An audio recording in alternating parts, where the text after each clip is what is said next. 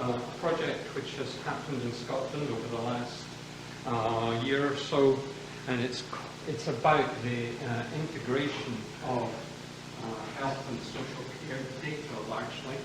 So it's quite a data-driven project. This session is about the integration of health and social care, and our focus pretty much is about how we better inform that debate by collecting data sets that are appropriate. This project, which is run by the Scottish Government, also includes housing, but as yet we haven't taken that aspect of the project any further. So the people involved are myself, Alistair Rutherford, who's at the back of the room, and Susan Murray, who's presenting at the BSG.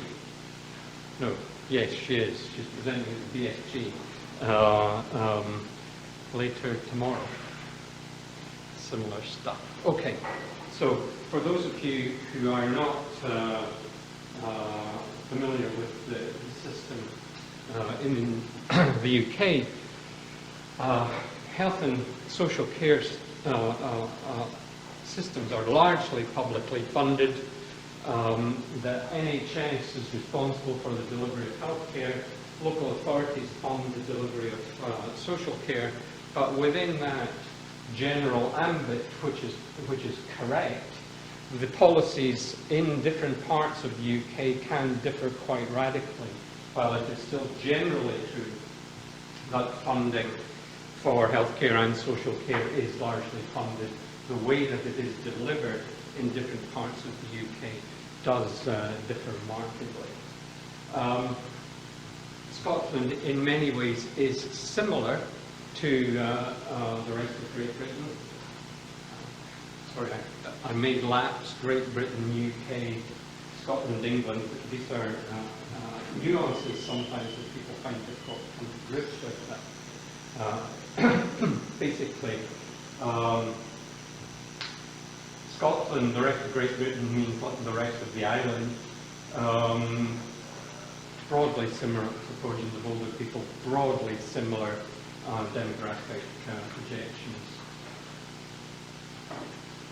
Governments on both sides of the border are concerned with the issue of how to improve the interface between local authorities, which are democratically elected and run in one way, and the NHS, which is institutionally run in quite a different way, could be brought together in a way that benefits older people, particularly those who have chronic conditions such as dementia. What we're trying to do is to develop a better understanding of the experience of older people in the use of these services. One thing I should say, and one that we are concentrating a bit on, is the issue of health inequality. So Scotland, like the UK as a whole, like Great Britain, has a high level of income inequality, and that also is reflected in high levels of health inequality.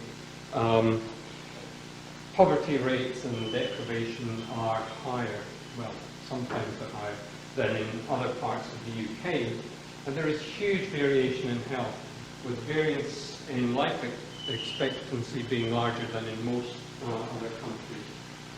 Reduction in these inequalities is a key priority of the Scottish Government, and there's also a commitment to what's called preventative spending, so early intervention to reduce costs subsequently associated with the development of, say, chronic conditions. So two key priorities for the Scottish Government: reduction in health inequality, preventative interventions. And just to give you an idea, here's a really complicated diagram of the differences in across Scotland. One thing, there's something like 6,000 data zones in Scotland for which we have lots of detailed data. We can classify these into quintiles depending on a variety of measures of deprivation, such as low income, high unemployment, poor health, and so on. So you take 5, which is the least deprived, that has both the highest level of life expectancy and also the highest level of healthy life expectancy. And the little graphs show how they've developed over the period 1999 to 2009. So they're short time series for each of the 5 sets of areas, levels of deprivation. But just to give you 2 quick statistics that bring this home rather than necessarily a complicated graph like this. Healthy life expectancy for males in the most deprived quintile in Scotland is 50, which is pretty low by almost any standards in any developed country. For the most developed, for the most affluent quintile, it's 68.3. So there is a very significant issue of differences in both health and in life expectancy across Scotland. So I'm from the University of Stirling. We have had a project to examine the use of health and social care services. We've worked with the Scottish Government, Health Analytical Services Division, and the Information Services Division of the NHS in Scotland to do that. And it's facilitated by the high quality data that is collected by the Information Services Division. Basically, all persons resident in Scotland, I won't say all Scots, all persons resident in Scotland have a unique number called the CHI number, Community Health Index, to which can be associated almost any health-related event. And the trick has been that in the last few years, not only have we indexed the health events, but we've started to index the social care data as well through an annual census of social care collected by local authorities. This piece of work is funded by the National Institute of Aging in the US for reasons that I'll explain in a short time. It is part of this more general Scottish Government project, which is called Linking Health, Social Care and Housing Data, and there's more information on it at this website, and that I'm sure will be available to everyone that's attending the conference. So, our aims were to develop an understanding of the practicalities and challenges in working with linked health and social care data, understanding their interaction, and I should say we just scratched the surface on this. And the actual reason why the National Institute of Aging funded it was that it would provide learning for ELSA, the English Longitudinal Survey of Aging, and also for the nascent Scottish Longitudinal Survey of Aging, which is just about to get off the ground again, funded by the National Institute of Aging in the US.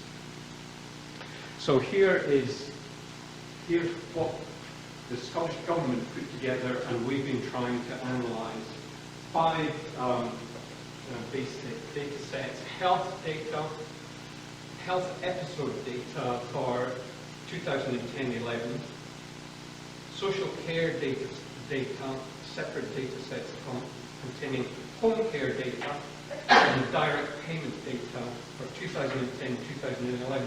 So we've got data from the start, social care data at the start and the end of our period, and in the meantime what we've got are all of the health events for the people involved.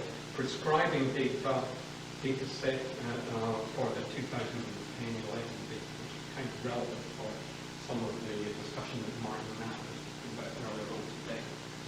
We've also got demographics, so the life events data, and data set that kind of does all the linking here. I won't talk about care homes at the moment. maybe come back to that. We have 5 areas. These are the names of the areas. It may not mean much to most people. Basically, they're mostly in the south of Scotland. There's a mixture of rural, urban, and a mixture across those quintiles of deprivation that I mentioned earlier.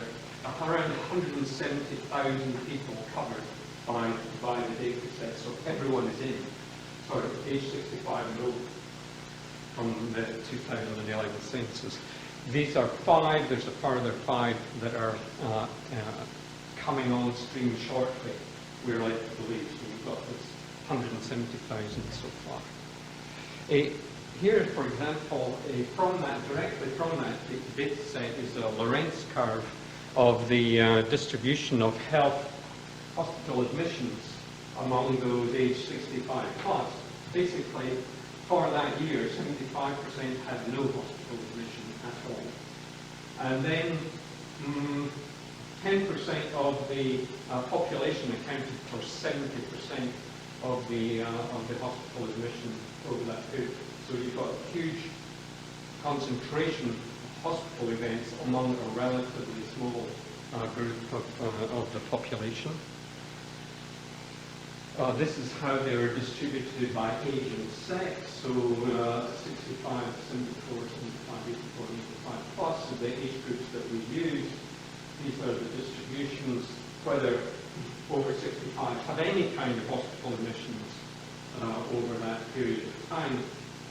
And men, though there are relatively fewer of them, tend to have more admissions, certainly in the oldest age group.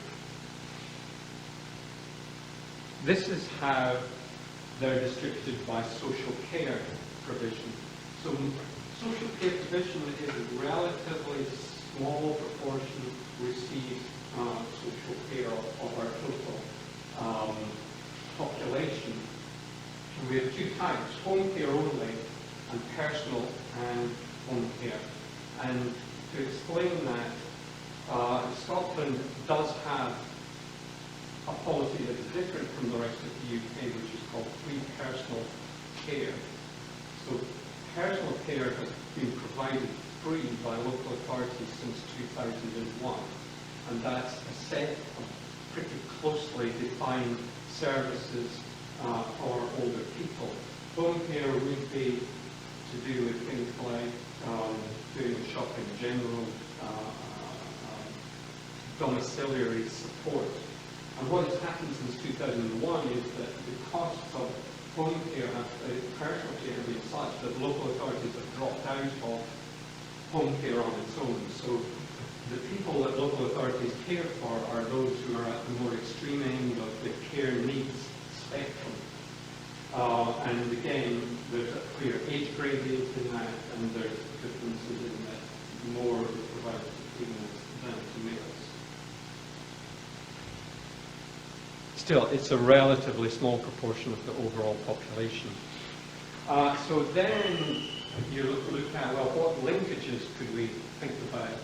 Share of those receiving social care at the start in 2010 who were also admitted to hospital during the following 12-month period. So this, in terms of numbers, this is by far the largest group, although it's the smallest proportion, because such a large number receive no care at all, even though 24% of this group do have some interaction with the health system, because they make up 75% of the total. This group accounts actually for probably most of the health costs. But nevertheless, there's a clear gradient in the proportion of each group that require hospital treatment. So we also identify people with dementia. So there's a dementia flag in our data set, which and the dementia groups are either classified as such due to hospital admission for dementia treatment, prescription of dementia-only drugs, or social care record of being of dementia diagnosis. Anyone with any one of these indicators included in the dementia cohort, and that allows us to explore differences in service use patterns for people with dementia. It is still likely, and again, Martin and I were talking about this, still likely that it's underdiagnosed. And for this group, for example, among the 85 plus group, we have around 12, close to 13% with executive dementia diagnosis, only just over 4% of the 75 to 84s, and very few, 65 to 74s, quite high, much higher incidence among females than males. So, let's just choose one area where we've scratched the surface.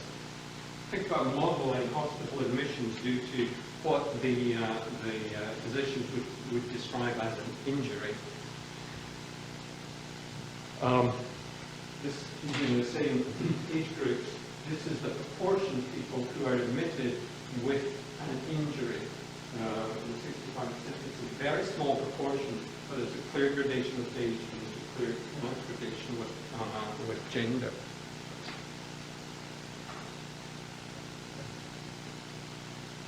There does appear also to be a gradation, as White explained, the quintile, the first quintile, but the other quintile, this is a share of those age 65 plus admitted to hospital by a level of deprivation. So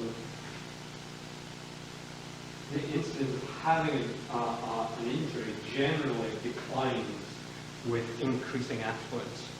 So it seems like people that are more affluent are less likely to be admitted to hospital with an injury. This is the distribution, and I regret deeply I haven't done it by dementia, non-dementia categories here, because what we've got is the length of stay, the distribution of length of stay following an injury, and clearly most are relatively short, some are quite long, so there are quite significant cost implications of injury. And here, just to describe the data,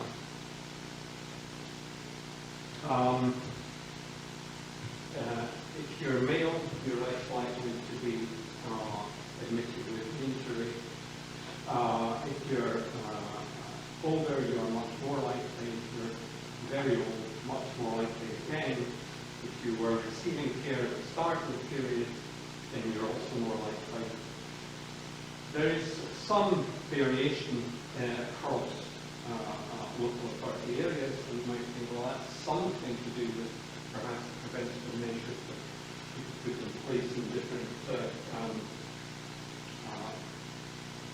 parts of different local authorities. Then there's not really much difference in the across the different levels of affluence. What is possibly true is that age negates the effect of these multiple deprivation. In other words, because there's a larger proportion of people who live longer in the affluent areas, that's the explanation of why they are not significantly different in terms of the progression from those who are living in poorer areas. So it's age rather than deprivation that's determining the incidence of injury. The dementia cohort has a hugely positive effect on the likelihood of being admitted with an injury. So clearly, there's an interaction there that is important for policy. Okay, let me talk about modelling the receipt of social care. Just another example. So this is what we have happening. We have a social care census where we know what kind of social care packages people in those 5 local authorities are receiving in 2010, We have all their health data in between, and then we had another social care census in 2011. And this is continuing. This just didn't stop then, but this is the data that we have. So let's think about 2011. What are the things that affected the likelihood of receiving social care in 2011?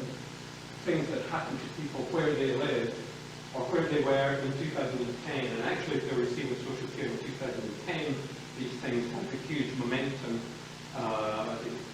That's a big determinant of whether people have it again in 2011. There are set age matters. Being male is negative. There's some difference across local authorities. So again, are there differences in local authority policies? How would we find that out? That we explain differences across local authorities. Then there's quite a big increase across the declarations of having social care as opposed to having an injury is much more deprived, is relevant for declaration. Having been in the dementia cohort, somehow unsurprisingly, has a negative coefficient with it, which brings up another point, which is that an important point, what I'm talking about is care at home. There is a care home flag in our data set, which we haven't yet used. So it may be that people with dementia are then subsequently more likely to end up in a care home, and we don't pick that up at the moment. So the predictors of being in personal care and support, so there's momentum in being in social care 1 year, the next year, making it more likely. Having an injury, I've got to point out here that having an injury during the year is also a very positive predictor for social care support at the end of the year. So all these things are all linked together. Which local authority person is resident in, whether the individual lives in the deprived area. And one way of thinking about that is possibly that living in a deprived area, people may not have the care and support networks within family and friends to the same extent.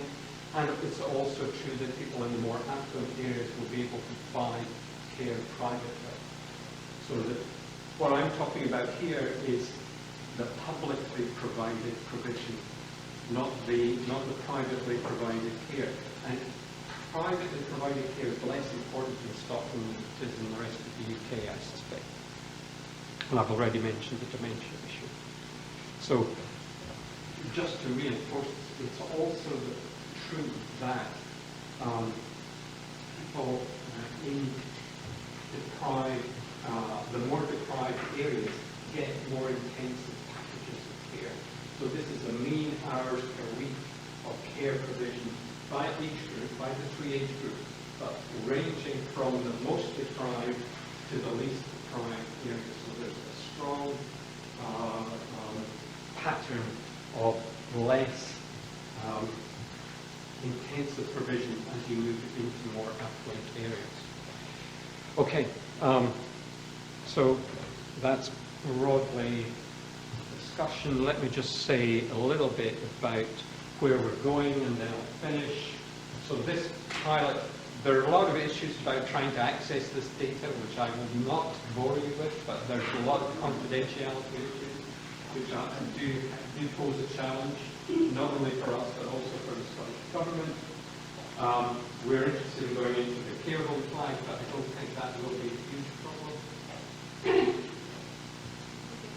Yeah, we're getting there. There's a lot of potential to work with the prescribing data that we haven't even touched yet. And we can do a lot more sophisticated modeling of individual events than we have up to now.